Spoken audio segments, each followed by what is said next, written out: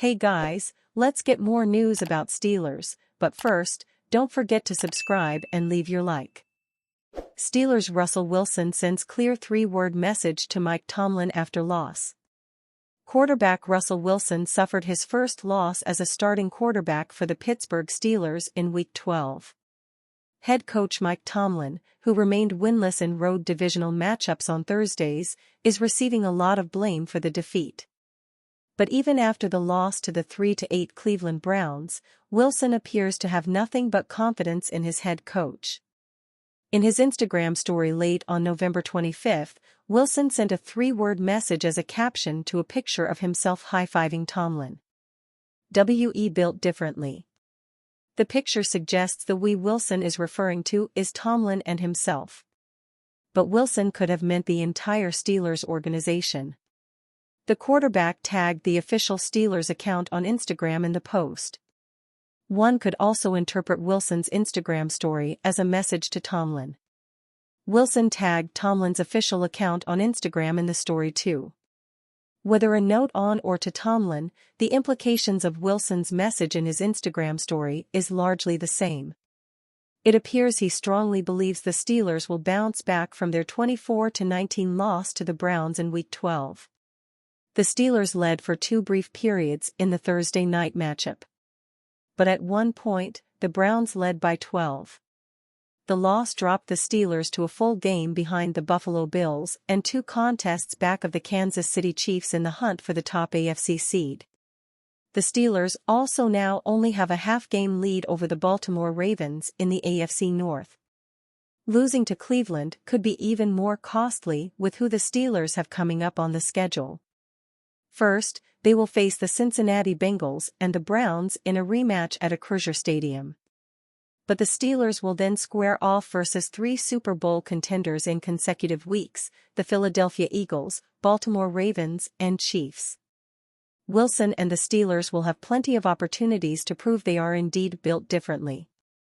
As great of a record Tomlin has, there's a popular narrative around the head coach that his teams play down to competition. The Steelers did little to dispel that narrative during Week 12. Furthermore, Tomlin struggles on short weeks when facing division opponents on the road. Tomlin is 0-6 in his career in such situations, facing AFC North teams away on Thursday Night Football. Many pundits criticized the Steelers' head coach before and after the Week 12 loss because of that record. Did he ever consider punting? Roethlisberger has some day after questions for Tomlin.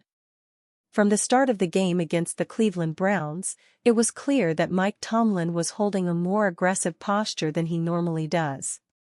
The Pittsburgh Steelers are usually content with taking a conservative approach, much like they did early in the season with Justin Fields as quarterback. They don't often beat themselves with costly mistakes and thrive on a top-notch defense that keeps the score down. They got away from that approach on Thursday Night Football. Hindsight is 20/20, but those decisions backfired and did more harm than good. I wondered, just kind of my thoughts about some of the fourth downs and some of the decisions that Coach Tomlin was choosing. I wondered, in that kind of a game when you know that there may be struggling on offense and your defense is playing well, did he ever consider punting on some of those fourth downs or just trying to flip the field? Roethlisberger said via his Footballin' podcast on YouTube. "Let's play the field position game because there were times obviously going for it on fourth down, going for a long field goal that you gave them the field position." Roethlisberger acknowledged that this was a little bit of Monday morning quarterbacking on his part, but he makes a fair point. When the Steelers played against a 7-win team like the Washington Commanders, it made a little more sense to have a fake punt in their back pocket and play a more aggressive game. But if you are clearly the better team, a safer game plan will win out more often than not. That is oversimplifying things, and Tomlin always respects road division games. The aggression was perhaps a sign of that respect, but it backfired. On the first drive, the Steelers attempted a 58-yard field goal and missed, which gave the Browns the ball right around the 50-yard line. On the second drive, the Steelers had a fourth down opportunity on the Cleveland 38-yard line and failed. that gave the Browns the ball at their own 40. The Steelers' defense held firm to force a pair of 3-and-outs, but that isn't the point. Instead of the Browns having to punt from deep in their own end on both occasions, they were able to pin the Steelers back inside their own 20. "There's just some day after questions," Roethlisberger said after recapping several coaching decisions from the loss.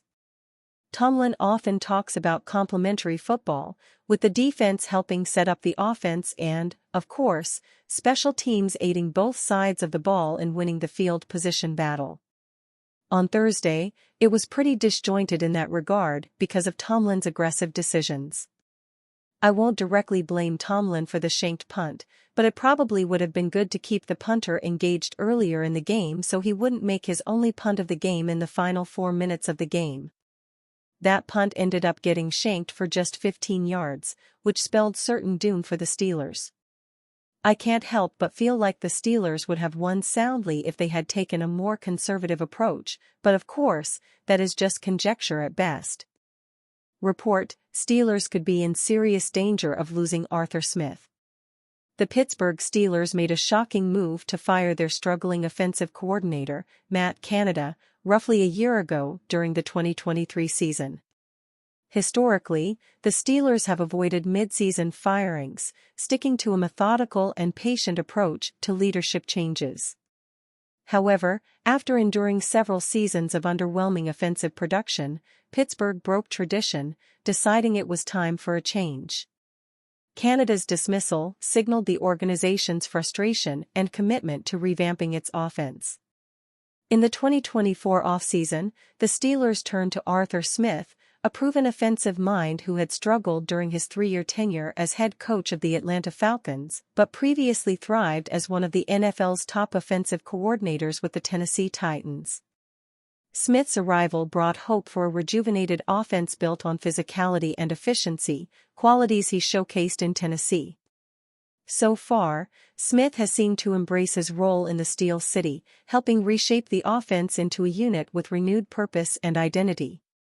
It's not been easy and has taken some time, but there are signs of progress. However, Smith's time in Pittsburgh may be short-lived. On 3 College Football insider Andy Staples reported on Tuesday that Smith's name has surfaced as a top candidate for the head coaching position at the University of North Carolina. The legendary college football head coach, Mack Brown, has been coaching the Tar Heels. He's now 73 years old, but had planned to return to be their head coach in 2025. On Tuesday, Brown was fired by the university. The Tar Heels are searching for a leader to guide their program into the future, and Smith's offensive expertise and leadership experience have made him a prime target.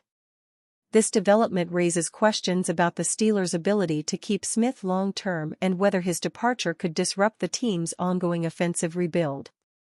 It's clear that Smith's offense isn't firing on all cylinders just yet.